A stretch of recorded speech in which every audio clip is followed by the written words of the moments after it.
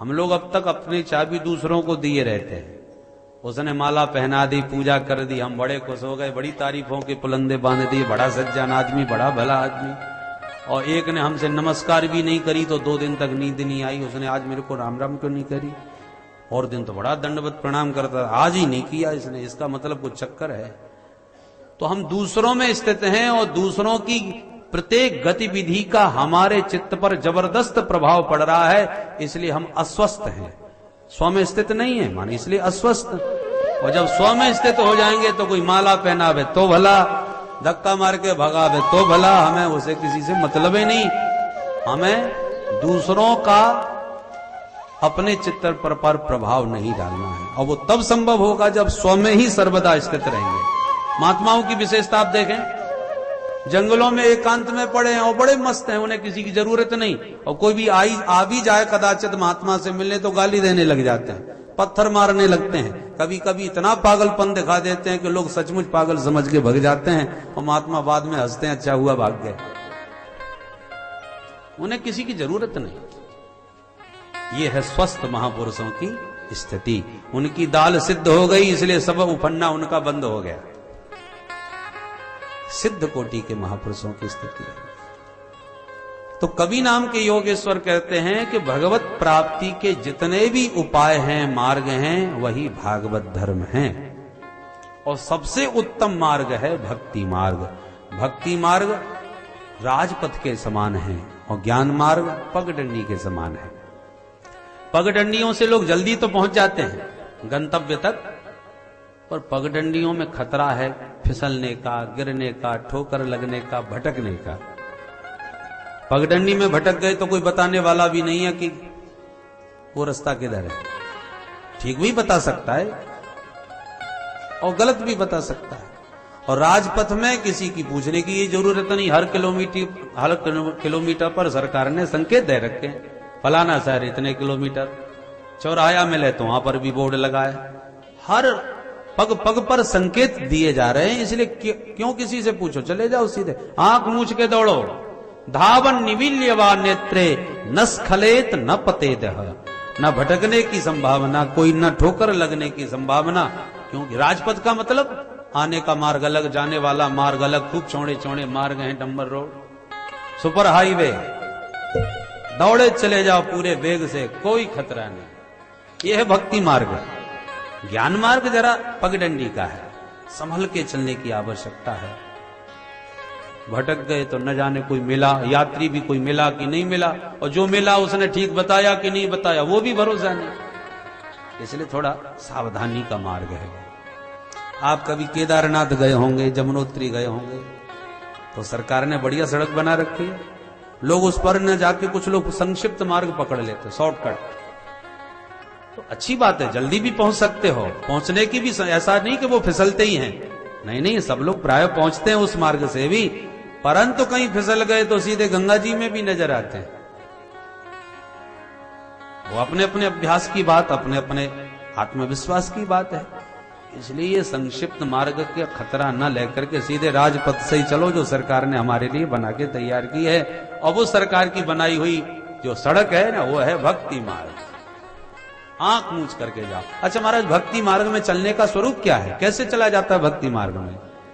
बोले कायेन वाचा मनसेन्द्रियैर्वा बुद्ध्यात्मना वानसत स्वभावा करोति यद् यद् सकलं परस्मै नारायणायेति समर्पयेत्। ये भक्ति मार्ग है। जो भी आप कर रहे हैं अपने लिए न करते हुए प्रभु के लिए करो, बस वही भक्ति है। भक्ति मार्ग का मतलब यही नहीं है कि माला लेके हमने 108 माला जप ली, हम बड़े भक्त हैं, इतनी माला जप के पानी पीते हैं। और बहू रानी माला लेके सवेरे सवेरे भजन करने बैठ गई तो सास खड़ी खड़ी आंखें फाड़ रही है। असली भजनानंदी बहू मिल गई, 12 बजे तक इसकी माला ही नहीं पूरी होती। अब बताओ, पतिदेव को ऑफिस में जाना है, नाश्ता पानी कौन बनाएगा? वो खड़ी खड़ी तमाम खरी खोटी सुनाई रही है, और सासू जी माला और बहू रानी माला सटकाती जा रही है, मन में सास को गाली देती जा रही है। ऐसे घर में आ गई, भजन ही नहीं प्रेम से करने देते। कितना भजन करती हूं मैं, यहां तो मैंने और आधी माला कर दी और सास जो छाती पे चढ़ी रहती है सवेरे से।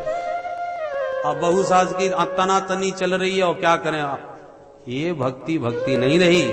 ना तो तुम्हारा ही मन लग रहा है, ना घर का ही काम हो रहा है, तो फिर क्या करें भक्ति। बोले भक्ति का मतलब क्या है? भज सेवायाम धातु से भक्ति शब्द बनता है। सेवा ही भक्ति है। तो सेवा कैसे की जाए? कृष्ण सेवा सदा कार्या मानसी सा परामता। सेवा का मतलब है समर्पण। मन की बात जान करके, जो सच्चा सेवक होता है मन की बात जान लेता है, भाव। उसी प्रकार संसार समझ के सेवा करोगे, अपने पराये समझ के सेवा करोगे तो गड़बड़ हो जाएगी। किसी की भी सेवा करो भगवत भाव से करो, उसी को भगवान मान के करो। डॉक्टर के लिए मरीज सीरियस आया और वो कह रहा है कि मैं इतने माला जपने के बाद ही किसी से मिलूंगा, अभी मैं किसी से नहीं मिल सकता।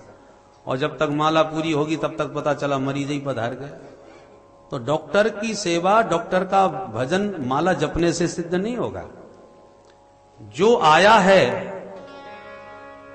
रोगी, डॉक्टर के लिए डॉक्टर का कर्तव्य वही परमात्मा का रूप है। मेरे दरिद्र नारायण प्रभु या मेरे रोगी के रूप में मेरे प्रभु मेरी सेवा लेने आए हैं, तो रोगी में भगवत भाव रख करके डॉक्टर जो रोगी की सेवा करे उस भावना से, भगवत बुद्धि से, तो रोगी की हुई प्रत्येक सेवा का कार्य डॉक्टर का भजन है। बोलो राधे राधे। माताएं घर में सास ससुर की सेवा कर रही हैं, तो सास की भावना से करेगी तो उसका कर्तव्य हो जाएगा।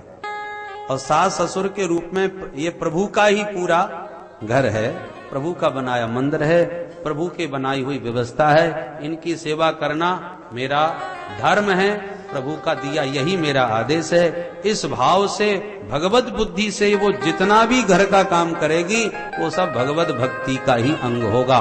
कायेन वाचा मनसेन्द्रियैर्वा, काया से, वाणी से, मन से, इंद्रियों से, बुद्धि से, करोति यद यद सकलम परस्मै, जो भी कुछ कर रहा है सकल कर्म नारायणायेति समर्पयेत् यत्, ये मेरे अखिल कर्म नारायण के प्रीत्यर्थ हैं, भगवान को समर्पित हैं, तो वो सारे कर्म उसके भक्ति बन जाएंगे।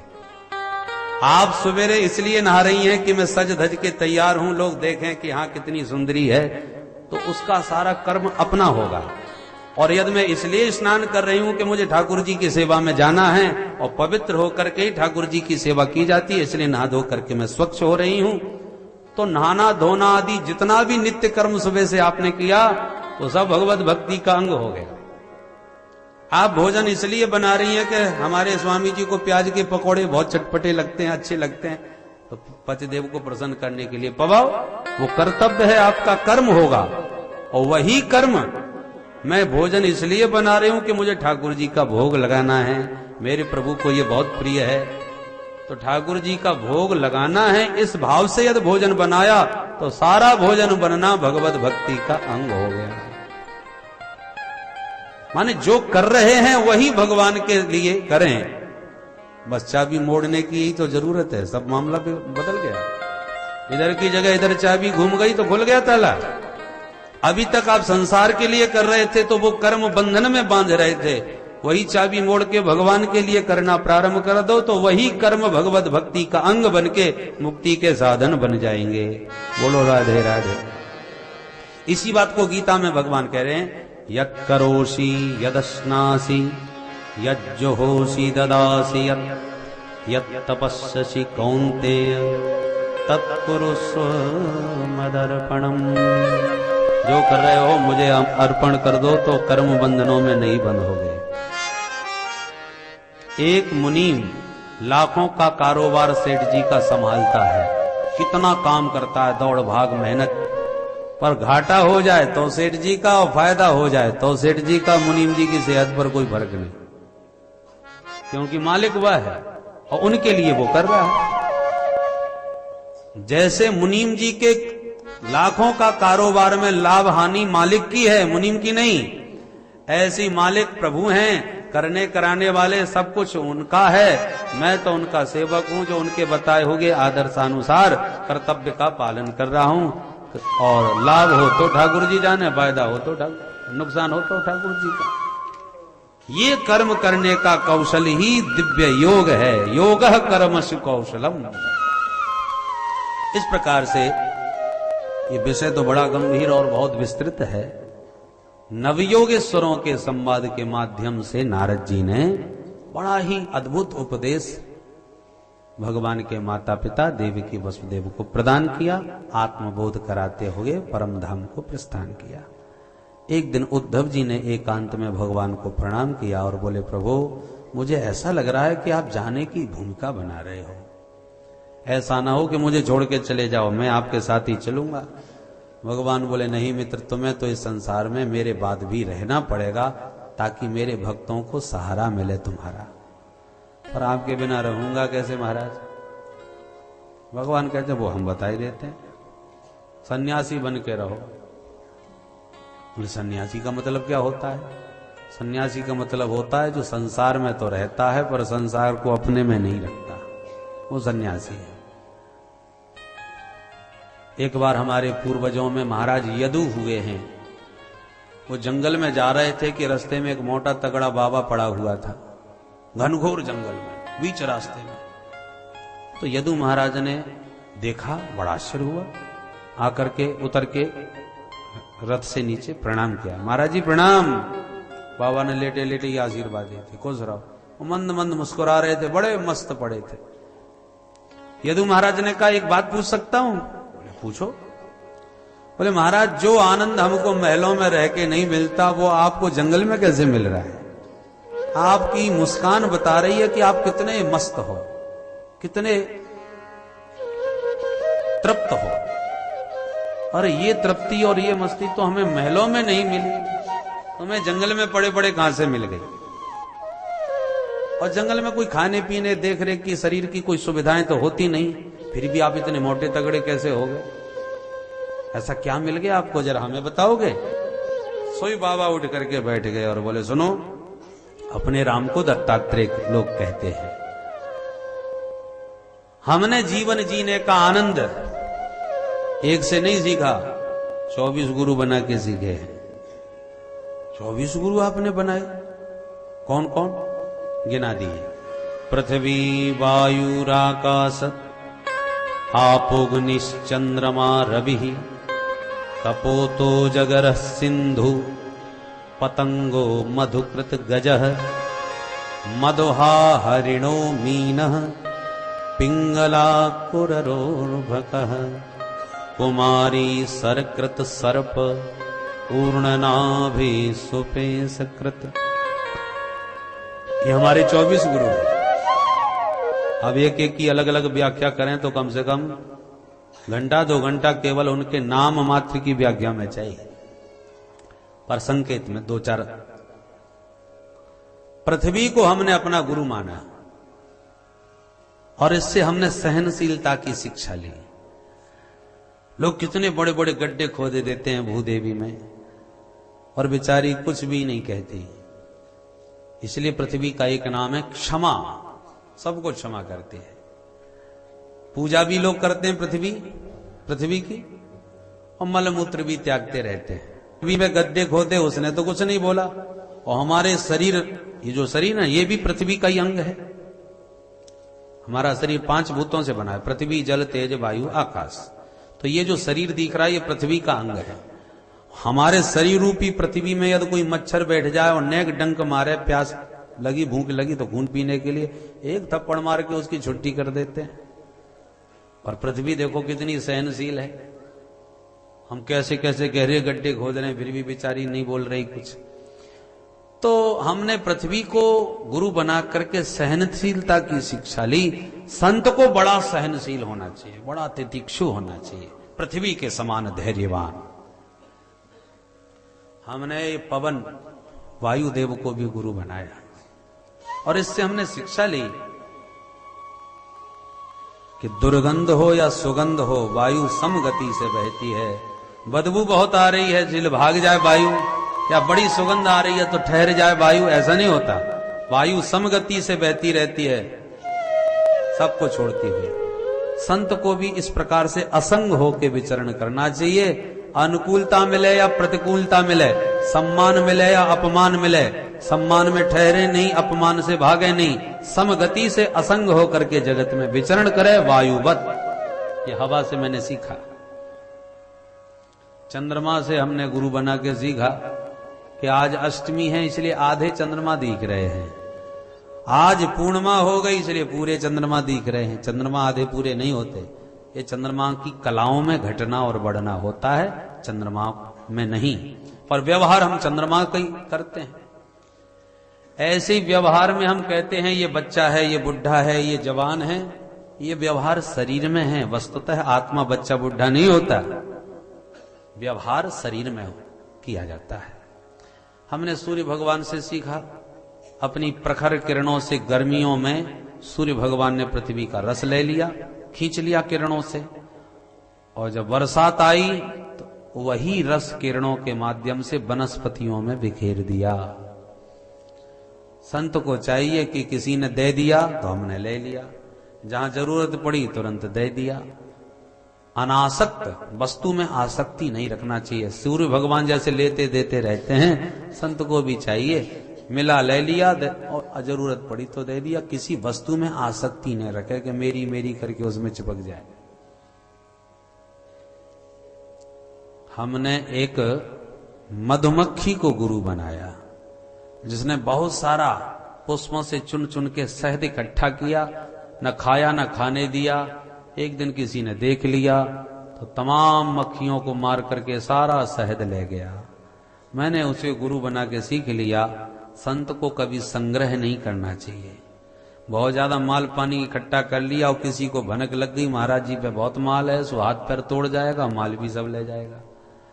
तो संसार के संकट से संत बचना चाहे तो संग्रह से बच के रहे, संग्रह ना करे। हमने एक हाथी को गुरु बना लिया। जंगल में एक कुछ लोगों ने काठ की हथनी बना के खड़ी कर दी और उसके सामने गड्ढा करके नकली जाल से ढक दिया गड्ढा। हाथी ने हथनी को देखा तो पागलों की तरह उन्मत्त होकर हथनी से मिलने दौड़ा, गड्ढे में गिर गया, होश ही नहीं रहा। मार मार के हाथी को घायल कर दिया, कई दिन तक भोजन नहीं दिया। अंततः गत्वा वह जंगल का गजराज घर का भिखारी बना दिया गया। उसको गुरु बना के सीखा, पदापि युवतिर भिक्षुन स्पृशेद्दारमी वपि। सन्यासी को काठ की स्त्री का भी कभी स्पर्श नहीं करना चाहिए, क्योंकि स्पर्श का प्रभाव उसके मन मस्तिष्क पर पड़ सकता है और वो संसार के गर्त में पुनः गिर सकता है। ये हाथी से हमने सीखा। हमने एक मृग को गुरु बना के ये सीखा कि एक ने बंसी बजाई और बंसी की तान पर मस्त हो गया मृग, उसने धीरे से तुरंत बाण मार करके उसे मार डाला। उसे गुरु बना के सीखा, ग्राम्य गीतम न सुनयात। संत को श्रृंगारिक गीत नहीं सुनना चाहिए, नहीं तो किसी दिन काम बाण उसे घायल करके जगत में फंसा देगा। हमने एक बच्चे को भी गुरु बनाया। एक ने बच्चे को मारा तो रोने लगा, उसी ने जब प्यार से पुचकार के लड्डू खिला दिया तो सब अपमान भूल गया। संत का स्वभाव ऐसा ही बालवत होना चाहिए, किसी बात की गांठ अपने भीतर ना लगाए। जैसे बच्चे 1 मिनट में नाराज 1 मिनट में प्रसन्न, जैसे भोला स्वभाव बच्चों का होता है, संत को भी ऐसा ही सरल स्वभाव का होना चाहिए। हमने एक कन्या को गुरु बना के सीखा कि उसके होने वाले ससुर देखने आए। हाथ में उसके 8-8 चूड़ियां थीं। ससुर साहब ने कहा, बेटी जल्दी से हमको चावल खाने हैं, बना दो। अब घर में चावल थे नहीं, थोड़ी सी धान मिल गई। कन्या को लगा जल्दी से कूट के चावल निकाल लूं। कूटने लगी तो चूड़ियां बजने लगी। उसने 2-2 चूड़ियां रखी, बाकी सब उतार दी, फिर भी बजी। एक एक रखी, बजना बंद। उसको गुरु बना के सीखा, वासे बहु नाम कलह भवेद वार्ता द्वयोरपि एक रेव चरे तस्मात् कुमारिया इव कंकनम। संत भीड़ में रहेगा तो आए दिन कोई ना कोई झगड़ा होता रहेगा।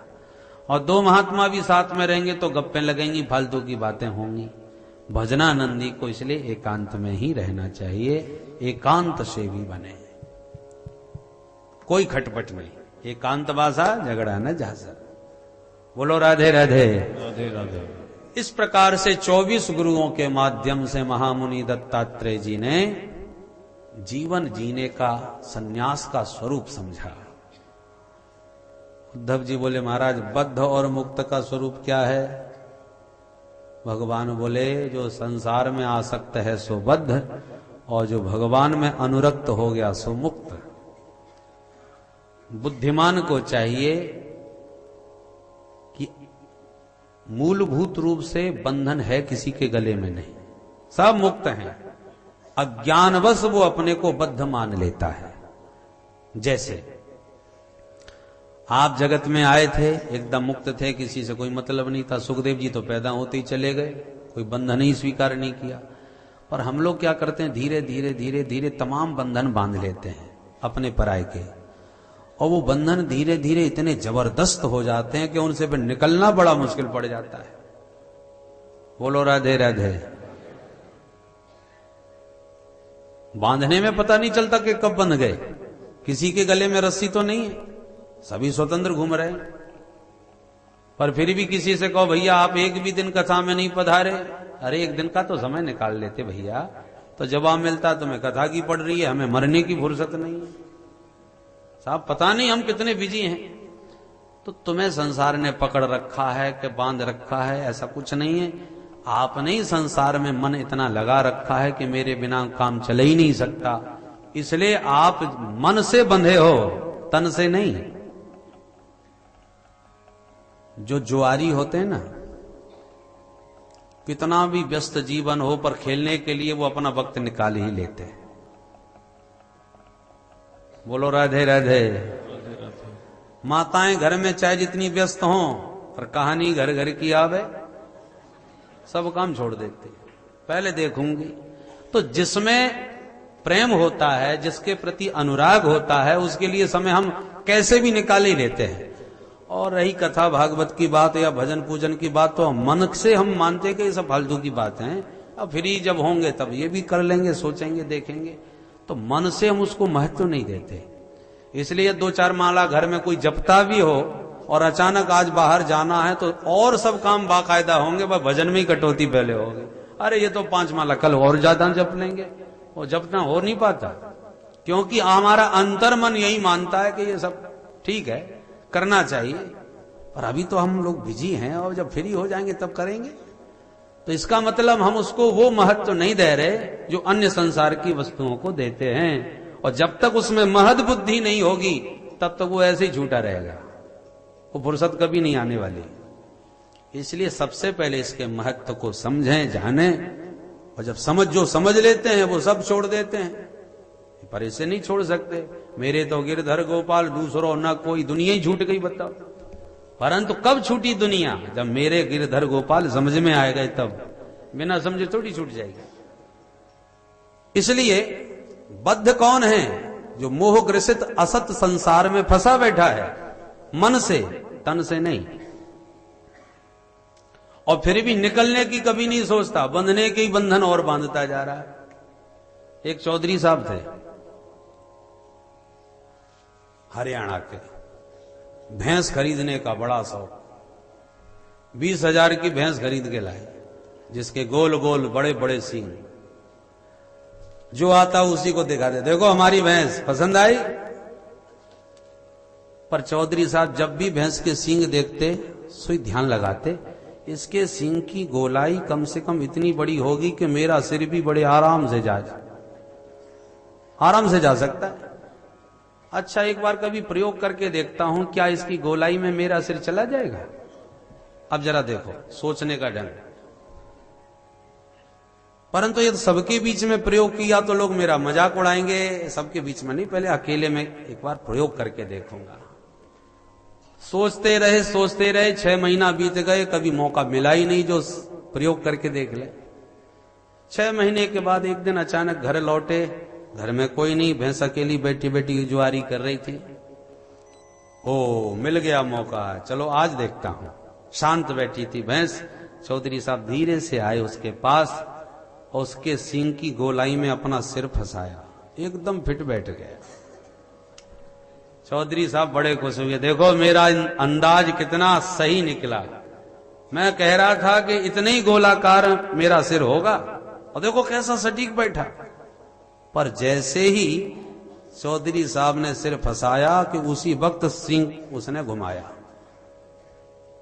अब उसे भैंस को बड़ा अजीब लगा कि ये क्या हो गया, इतना भारी सिंह में क्या अटक गया। वो हड़बड़ा के एकदम खड़ी हो गई और खड़ी हुई और सीधी दौड़ लगाई गांव के भीतर। और चौधरी साहब ऐसे फंसे कि निकलना मुश्किल पड़ गया।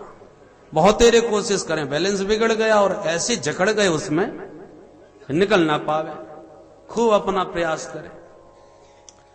अब जब गांव में भैंस भागी तो सारा गांव इकट्ठा हो गया, अरे चौधरी साहब फंस गए सिंह में। सब गांव वालों ने चौधरी साहब को घेर लिया, भैंस को पकड़ लिया, जकड़ लिया, बड़ी मुश्किल से छीना झपटी करके चौधरी साहब को सिंह से बाहर निकाला। बाहर निकलते ही सब पूछने लगे, चौधरी साहब तुम्हारा सिर कैसे फंस गया सिंह में, बड़ी अजीब बात है। आप इतने पढ़े लिखे गांव के सबसे बड़े आदमी और आप भैंस के सिंह में फंस गए। अब चौधरी साहब अपनी बात कौन से बताएं, इतने शर्मिंदा भय कि सीधे घर को वापस दौड़े। हल्ला मच गया पूरे गांव में, चौधराइन को भी खबर पहुंच गई। अब वो भी बड़े चक्कर में, जैसे ही चौधरी घर में घुसे तो चौधरानी चिल्ला के पड़ी, अरे बुढ़ापे में थारी मती मारी गई, बिना सोचे समझे काम करो, बताओ सिंह में सिर फंसाने की थारे को क्या जरूरत थी। चिल्लावे बेचारी। चौधरी साहब भी झल्ला के बोले, बाबरी बिना सोचे ना करूं, 6 महीना से यही तो सोच रहा था। बोलो राधे राधे राधे राधे। मैं बिना सोचे नहीं करता, बहुत सोच रहा था, 6 महीने तक सोचा, तब आज सिर फंसा।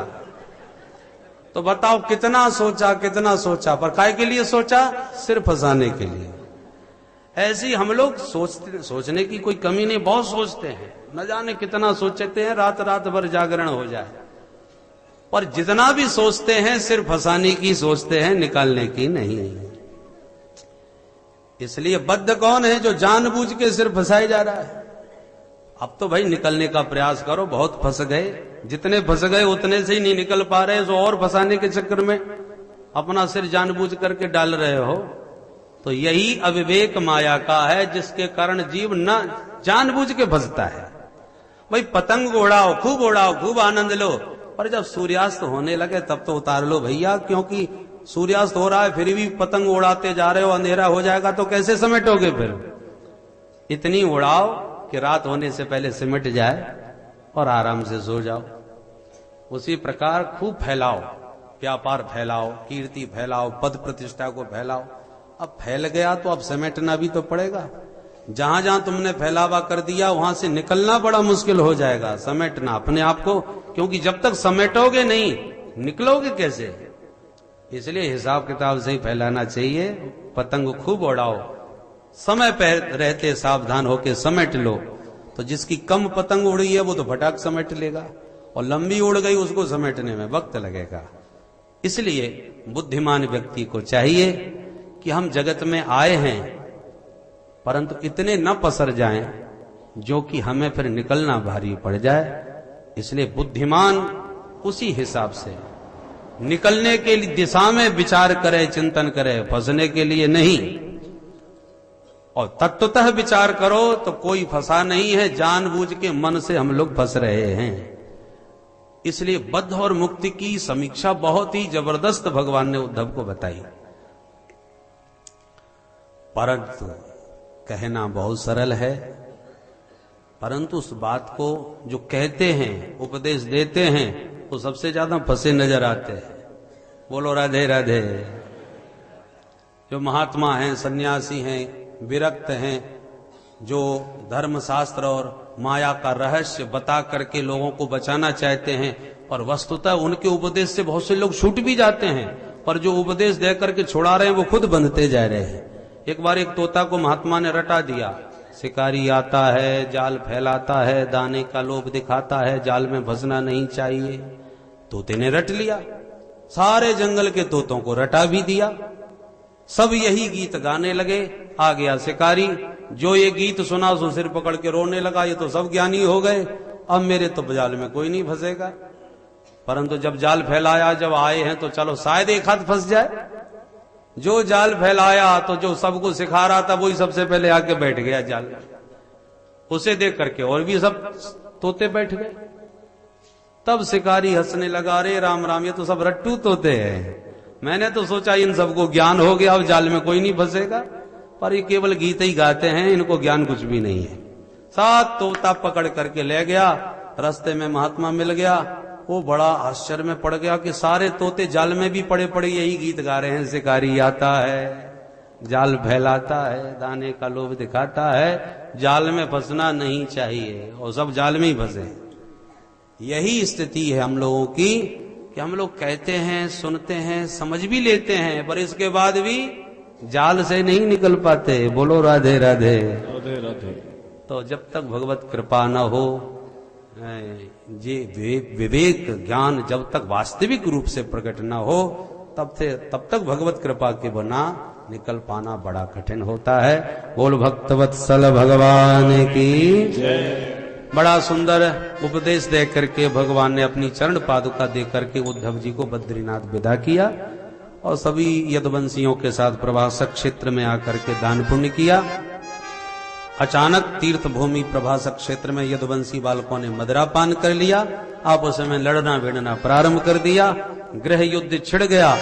4-5 बचे, बाकी सब के सब काल के गाल में समा गए। दाऊद जी महाराज प्रभु का स्मरण करके शेष रूप में परिणत हो गए। भगवान एक वृक्ष की छांव में जाके लेट गए। एक चरण पर दूसरा चरण रखे प्रभु विराजमान थे कि एक बहेलिया ने भगवान के पादार बिंद को एक मृग समझ लिया, बाण मारा, भगवान के चरण में पड़ा।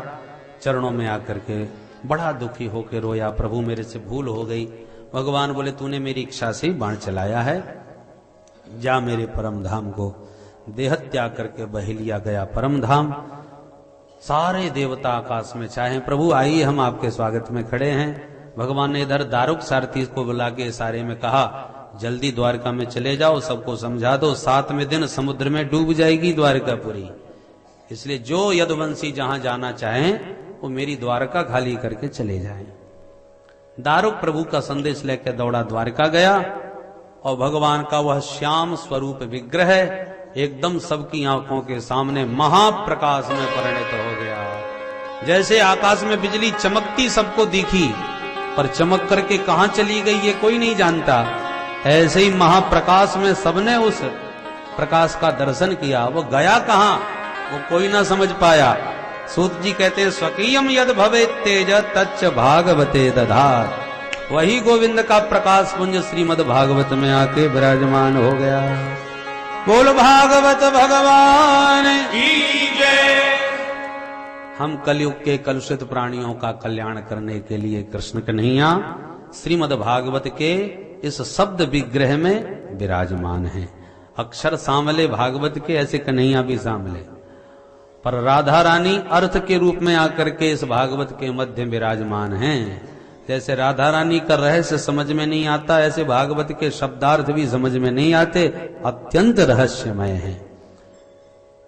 श्री सुखदेव महामुनि कहते हैं, परीक्षित, भगवान के अंतर्धान होती कलयुग ने अपना प्रभाव दिखाया। लाखों बुराइयां हैं इस कलयुग में, पर एक गुण बहुत बढ़िया है, केवल भगवान नाम संकीर्तन से जीव को वही गति मिल जाती है जो अन्य युगों में कठोर तपस्या आदि के द्वारा भी नहीं मिलती थी। इसलिए हमें उस भगवान नाम का आश्रय लेकर के कलयुग का लाभ लेना चाहिए। अब परीक्षित कोई जिज्ञासा, परीक्षित बोले 7 दिन पूरे हो गए और आज मुझे तक्षक नांग आके काटेगा, आज ही तो मेरे को मरना है। सोई सुखदेव जी बोले, त्वं तु राजन मरिष्येति पशु बुद्धि मिमाम जही। अरे परीक्षित, मैं मरूंगा, ये घोर अज्ञानी लोग बोलते हैं जिनकी पशु बुद्धि है। तू कैसे मरेगा? तू आत्मा है कि शरीर? ये जो शरीर तुम्हारा है जिसमें तुम स्थित हो, ये पंचायती धर्मशाला है।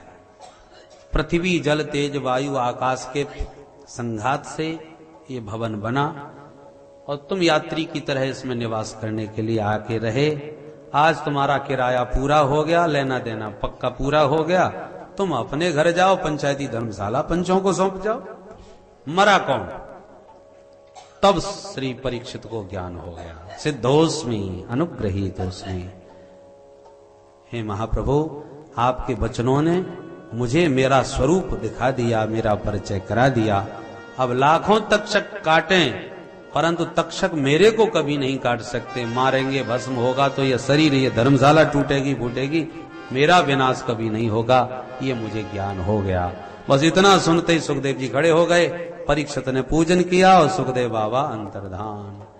बोल सुखदेव जी महाराज की जय। जगाम भिक्षुवे सारदम नरदेवेन पूजितः। सुखदेव जी के जाते ही तक्षक नाम चल पड़ा। रास्ते में एक महात्मा मिल गया जो परीक्षित को जीवित करना चाहता था, परंतु तक्षक ने बहुत सारी संपत्ति देकर के उसे रास्ते से ही लौटा दिया और छद्म भेष में आकर के परीक्षित को काट लिया। देह भस्म हो गया, आत्मा परमात्मा में लय हुआ। परीक्षित पुत्र जन्मेजय ने सर्पेष्टि यज्ञ के द्वारा सर्पों का संहार प्रारंभ कर दिया, परंतु मार्ग श्री बृहस्पति जी ने, आस्तिक मुनि ने समझा बुझा करके इस सर्पेष्टि यज्ञ को शांत करा के सर्पों के प्राणों की रक्षा कर। सूत जी कहते हैं, सौनकादि ऋषियों, इस प्रकार से मैंने तुम्हें सुख परीक्षित संवाद के माध्यम से श्रीमद् भागवत संहिता का श्रवण कराया। तुम्हारी कोई जिज्ञासा? तो सौनक जी बोले, महाराज एक जिज्ञासा है। क्या? कथा तो आपने बहुत सुंदर सुनाई, पर एक बात हमारी समझ में यूं नहीं आती कि मार्कंडेय मुनि हमारे संग के हैं, पर हमने सुना है उन्होंने महाप्रलय का दर्शन किया। तो हमारे सामने प्रलय कभी भई नहीं, तो मार्कंडेय जी ने प्रलय कहां से देख ली? तब सूत जी ने मार्कंडेय जी का चरित्र सुनाते हुए कहा, सौनकादि ऋषियों, मार्कंडेय जी ने माया का दर्शन किया था। भगवान की माया को जानना चाहते थे, भगवान से यही जिज्ञासा रखते थे। तो एक दिन भगवान हंसे और हंसते ही मार्कंडेय जी उनके पेट में चले गए और पेट में जाकर के तमाम अनंत लोकों में न जाने कहां कहां घूमे। एक एक लोक में सैकड़ों सैकड़ों साल रहे और घूम फिर करके महाप्रलय का दर्शन किया। पानी ही पानी चारों ओर, और पानी में बरगद के पत्ते पर बाल कृष्ण प्रभु मंद मुस्कुरा रहे हैं। ये झांकी का अवलोकन किया और दोबारा भगवान ने देखा तो पट्ट से फिर बाहर आ गए। तो हजारों साल घूमे आए, दर्शन करे आए, और जब होश में आए तो जहां संध्या बंदन कर रहे थे वहीं बैठे नजर आए। एक मिनट में सब कुछ घुमा दिया, हजारों सालों का दर्शन करा दिया। तो मार्कंडेय जी ने जो दर्शन किया था वो भगवान की माया का दर्शन था। नित्य नैमित्य आदि प्रलयों के 4 विभाग बताए और अंत में श्री सूत जी महाराज ने संपूर्ण भागवत का सार एक अध्याय में सुनाया।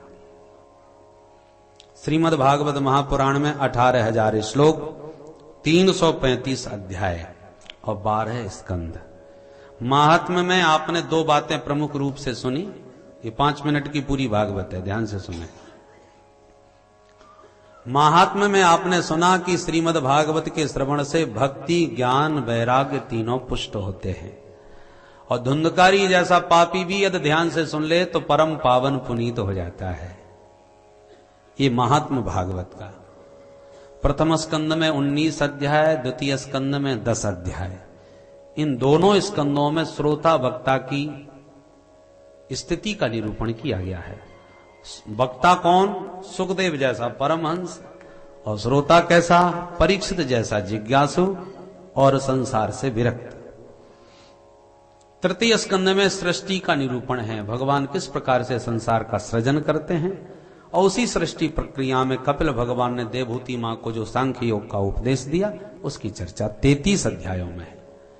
चतुर्थ स्कंद में विसर्ग का वर्णन है। पहले माता सती का चरित्र, फिर ध्रुव जी का चरित्र, ध्रुव जी का वंश और अंग, बैन, पृथु और पुरंजनोपाख्यान के द्वारा नारद जी के माध्यम से प्राचीन बरही को आत्म तत्व का उपदेश। पंचम स्कंद में 26 अध्याय, जिसमें सबसे पहले प्रियव्रत का चरित्र और वंश, जिसमें ऋषभ भगवान ने प्रकट होकर के अपने पुत्रों को उपदेश दिया। जड़ भरत जी की कथा, ऋषभ देव जी का, श्री भरतलाल जी का चरित्र, जड़ भरत बाद में नाम पड़ा। उसके बाद भूगोल, खगोल और नरकों का निरूपण बतलाया गया। नरकों की बात से थोड़े भयभीत हो गए परीक्षित, तो अजामिलोपाख्यान के द्वारा नाम की महिमा बताई कि नरकों से बचने का एकमात्र उपाय भगवान के नाम का अवलंब है। अरे अजामिल ने तो धोखे से बेटे के बहाने ही बोल दिया तो बच गया। तो भगवान नाम की महिमा को समझो। वृत्तासुर के वृत्तांत के माध्यम से दिति अदिति की संतति का वर्णन किया और अंत में पुंसवन व्रत की विधि विस्तार से बताई। सप्तम स्कंद में 15 अध्याय हैं, जिसमें परम भागवत प्रहलाद जी का चरित्र पहले बताया। नृसिंह भगवान ने किस प्रकार से हिरण्यकश्यपु का उदर विदीर्ण करके प्रिय भागवत भक्त प्रहलाद की रक्षा करी, और उसके बाद धर्म पंचाध्यायी का वर्णन। अष्टम स्कंद में मनवंतरों की कथा है। एक मनवंतर में भगवान ने गज से ग्राह का उद्धार किया, समुद्र मंथन करा के देवताओं को अमृत पिलाया, बटु बामन बन के बलि को छला और इंद्र को इंद्रासन प्रदान कराया। और मत्स्यावतार के प्रसंग के साथ अष्टम स्कंद संपन्न। नवम स्कंद के 24 अध्यायों में 12 अध्यायों में सूर्यवंश, 12 अध्यायों में चंद्र। सूर्यवंश में हमारे मर्यादा पुरुषोत्तम राम जी आए और चंद्रवंश में हमारे लीला पुरुषोत्तम कृष्ण कन्हैया पधारे। एक श्लोक में कृष्ण कथा भी सुनाई गए। परीक्षित ने प्रश्न कर दिया, ऐसे काम नहीं चलेगा, विस्तार से सुनना चाहता हूं। वहीं से 10वां स्कंद प्रारंभ हो गया। 90 अध्यायों में गोविंद के पावन चरित्र बहुत विस्तार से सुखदेव जी ने गाए। और एकादश स्कंद में, एकादश स्कंद का नाम है मुक्ति स्कंद है। मुक्ति का स्वरूप क्या है? मुक्ति किसे कहते हैं? मुक्तिर्हित्वान्यथा रूपम स्वरूपेणा व्यवस्थिति ही। मुक्ति का अर्थ है अन्यथा रूपम हित्वा स्वरूपेण व्यवस्थिति ही मुक्ति ही। हम आज मनुष्य बन गए तो अपने को मानव मानने लगे, जो नाम रख दिया वही अपने को मानने लगे। पर अगला शरीर कोई मिला तो फिर वो अपने को मानने लगे। कुत्ता बिल्ली चूहे जिस शरीर में जाते हैं उसी को मैं मानने लगते हैं। तो ये सब झूठे हैं। वस्तुतः हम ये नहीं है जिसको हम मैं कह रहे हैं। तो मैं कौन हूं? बोले इन सारे अन्यथा रूपों से पृथक। जैसे यात्री हर कमरों में बदल रहा है, कभी इस धर्मशाला में कमरा लिया, फिर कल उस धर्मशाला में ले लिया, तो कमरे बदलते गए पर यात्री वही रहा। तो हम आत्मा हैं जो शरीर रूपी कमरों में घूमते फिरते रहते हैं। वस्तुतः शरीर को ही मैं मानना अविवेक है। मैं कौन हूं उस तत्व को जानना ही जीव की मुक्ति है। अन्यथा रूपम हित्वा माने शरीर को मैं न मानता हुआ, स्वरूपेण वस्तुतः यथार्थ मैं हूं उसको जान लेना ही जीव की मुक्ति है। वो मुक्ति का स्वरूप एकादश स्कंद में भगवान ने उद्धव के उपदेश के माध्यम से बतलाया। और उसके बाद 12 स्कंद अंतिम स्कंद है। मात्र 13 अध्याय हैं, जिसमें पहले कलयुग के धर्म, कलयुग से बचने के लिए नाम की महिमा, और फिर पुराणों की चर्चा, और उसके बाद संपूर्ण भागवत का सार जो अभी आपने सुना। जैसे आपने रामायण पढ़ी हो तो रामायण के उत्तरकांड में अंत में कागभुसुंडी रामायण, संक्षिप्त रामायण जैसे आती है पूरी, ऐसी भागवत को भी संक्षिप्त रूप में सुखदेव श्री सूत जी ने गाया। अब आइए अंतिम श्लोक भागवत का हम बोलेंगे और आप मेरे साथ बोल करके भागवत भगवान के चरणों में इसी पुष्प से अपनी पुष्पांजलि समर्पित करें। नाम संकीर्तनम यस्य, नाम संकीर्तनम यस्य, सर्व पाप प्रणाशनम, सर्व पाप प्रणाशनम, प्रणामो दुख समन, प्रणामो दुख समन, तम नमामि हरिं परम, तम नमामि हरिं परम। जिन प्रभु का नाम संकीर्तन जीव के समस्त पातकों को ध्वस्त कर देता है, ऐसे प्रभु के पाद पद्मों में हम सब मिलकर बारंबार प्रणाम करते हैं। इस अंतिम श्लोक के साथ भागवत का विराम। भगवान की मंगलमयी कृपा से आज हम लोग उसी बटक छाया के नीचे, जहां कई साल पहले परीक्षित महाराज ने इसी पावन भूमि में भागवत सुधारस पान करके अपने जीवन का परम कल्याण प्राप्त किया था, वही आज हम उसी रस का इस बरगद के नीचे पान किए। कि निस्संदेह भगवत कृपा से ही संभव हो पाया। ये तिथियां, जिन तिथियों में आज यहां बैठ के आपके बीच भागवत का आनंद ले रहे हैं, ये तिथियां हमारी केरल में निश्चित थी, कोचीन में। प्रतिवर्ष हम जाते हैं इन्हीं तिथियों में। कोट्टयम उधर केरल से में ही हैं, तो महाराज श्री ने प्रतिवर्ष हमको बुलाया। इस बार भी हमारा निश्चित था कार्यक्रम, और हमारे श्री गजानंद जी ने, राठी जी ने संपर्क किया। हमारा इनसे कोई पूर्व परिचय नहीं था, टेलीफोन से पहले दिन की कथा के शुभारंभ में आपने सब सुन ही लिया था उनके मुख से। कहना केवल यह चाहता हूं कि देखो, निश्चित तो हमारे द्वारा कहीं और था, पर ठाकुर जी को निश्चय कहीं और करना था। चाहना वहां था, पर ठाकुर जी ने यहां भेज दिया राठी जी के माध्यम से।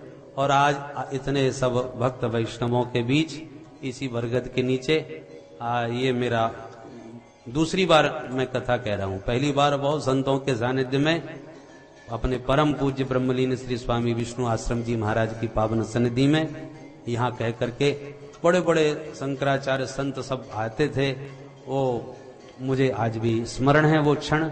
और आज आप इतने सब वैष्णवों के बीच पुनः वाणी को पावन करने का सौभाग्य मिला। सुखताल में तो मैंने और भी कई बार कथा कही है, अन्य स्थलों में, दंडी आश्रम में, हनुमत धाम में हमने पहली बार राम कथा कही, वहां के स्वामी जी का आदेश हुआ तब। तो ये पावन तीर्थ भूमि है, इसलिए आपने तो अनुभव किया ही होगा, आपको हम क्या बतावें। कथा सब जगह होती है और सब लोग सुनते हैं, पर यहां पर आपको सुनने में जो सुख मिला होगा, हमको भी जो कहने में आनंद मिलता है, वो सब जगह सुलभ नहीं होता। जहां के जैसे परमाणु होते हैं, तैसा ही मन बुद्धि का विचार भी बनता है। आपने वो कथा सुनी होगी कि श्रवण कुमार एक जगह अपने माता पिता को छोड़ के चल दिए।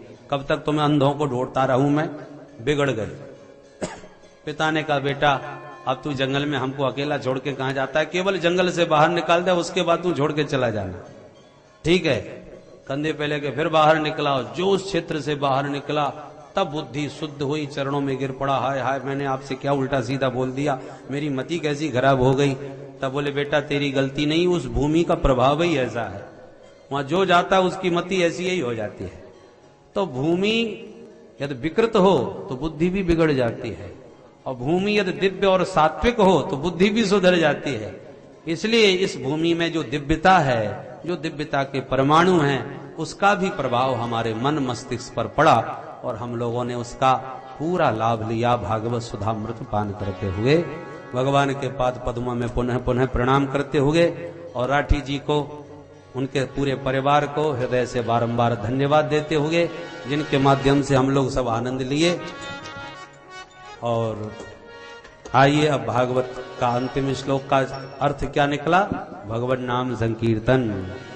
इसलिए हम सब मिलकर के अब राधा रानी के मधुर नाम का रसास्वादन करके और उस रस का पान करके इतने मस्त हो जाएं कि वो नशा कभी हमारे जीवन से जाए नहीं, उतरे नहीं।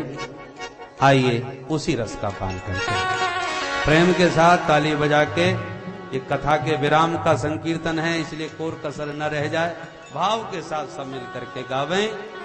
अरे मीठे रस से भरोड़ी राधा रानी लागे, श्यामा प्यारी लागे, माने करो करो जमुना जीरो पानी लागे। मीठे रस से भरोड़ी राधा रानी लागे, श्यामा प्यारी लागे, मने करो करो जमुना जीरो पानी लागे। ओ मीठे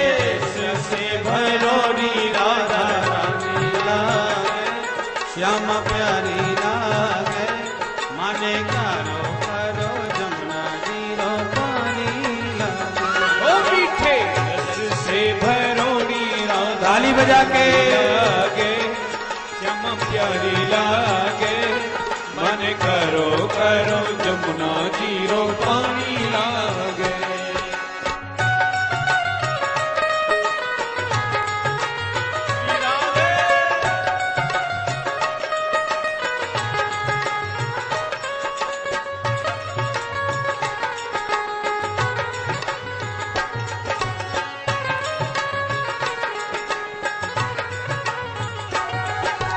कान्हा जी तो सांवर सांवर राधा गोरी गोरी। कान्हा जी तो सांबर सांबर राधा गोरी गोरी। कान्हा जी तो सांवर सांवर राधा गोरी गोरी। कान्हा जी तो सांबर सांबर राधा गोरी गोरी। अरे वृंदावन में धूम मचावे बरसाने की छोरी। वृंदावन में धूम मचावे बरसाने की ओ छोर। ब्रज राम राधा जू की रजधानी लागे। ओ रजधानी लागे, माने करो करो जमुना जीरो पानी लागे। ओ मीठे रस से भरोड़ी राधा रानी लागे, श्याम प्यारी लागे, मन करो करो जमुना जीरो पानी लागे।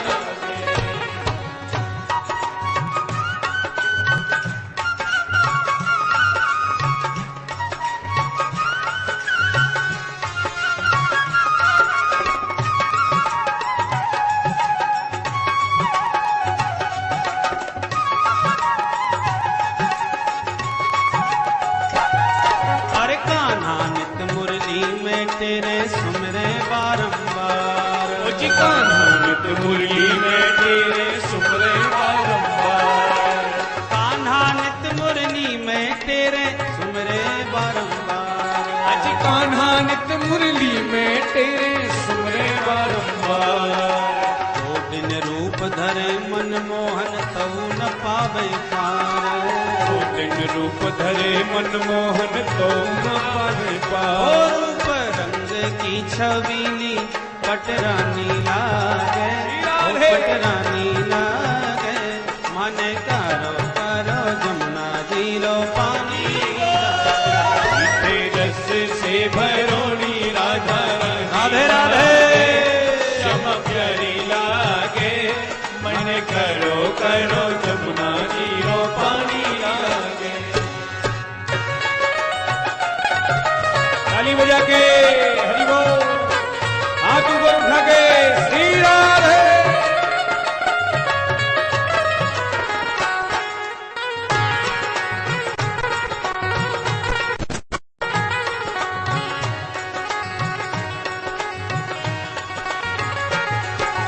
ना भावे मन माखन मिश्री और न कोई मिठाई। ना भावे मन माखन मिश्री और न कोई मिठाई। ना भावे मन माखन मिश्री और न कोई मिठाई। ना भावे मन माखन मिश्री और न कोई मिठाई। नारी जी बढ़िया ने भावे राधा नाम मलाई। हरि जी बढ़िया ने भावे राधा ओ ब्रश भानु की लगी तो गुड़धानी लागे।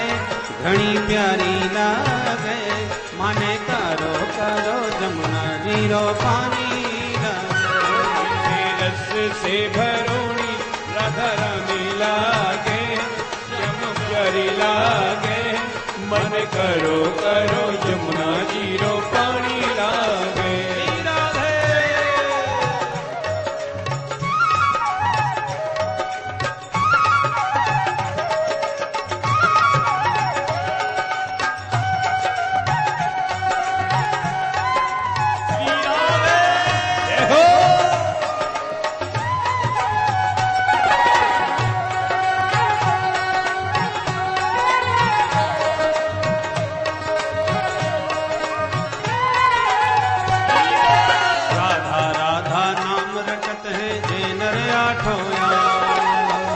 राधा नाम रटत है जी नर आठों।